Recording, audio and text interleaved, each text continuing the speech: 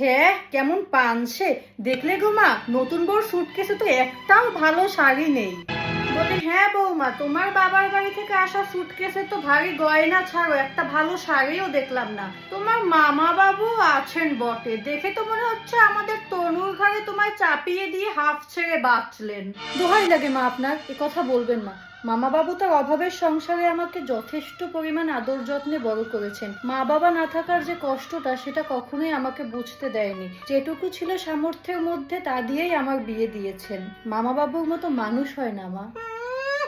আদিক্ষেতা, সে আর বাপু বলতে কি ছিল না সে তো আমরা ভালোই বুঝতে পারছি।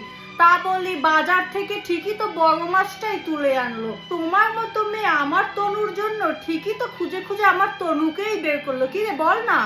এভাবে কেন কথা বলছেন মা? আপনার ছেলে আর আমি দুজনকে ভালোবেসে বিয়ে করেছি। মামা বাবু তো বিয়ের আগে কখনোই কিছু জানতো না, আর বিয়ের সময়ও সে রাজি ছিল না। আপনার ছেলেই মামা বাবুকে বলে বলে রাজি করেছে। তার মানে কি মা মিথ্যে বলছে? দেখো মা, তোমার মিথ্যেবাদী বলছে।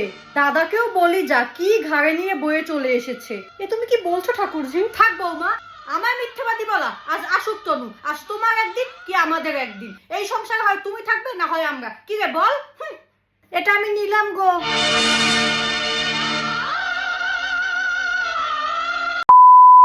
কখনোই আমাকে মা বাবার দুঃখ বুঝতে দেননি। মা বাবার দুঃখ, আচ্ছা যাই হোক, কখনোই অভাগীকে বাবা মায়ের অপমান, কখনো এই অভাবীকে, কখনোই এই অভাগিনীকে তার বাবা মা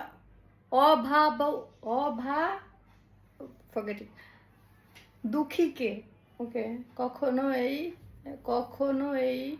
আচ্ছা হোয়াটএভার ছিল সেই সামর্থ্যের মধ্যে আমার বিয়ে দিয়েছেন। কখনো এই অভাগিনীকে, আমি এইখানে আটকে যাই কেন? কখনো এই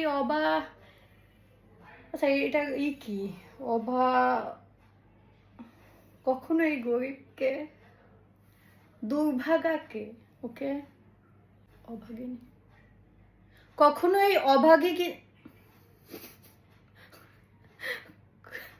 কখনো এই অভাগিনীকে,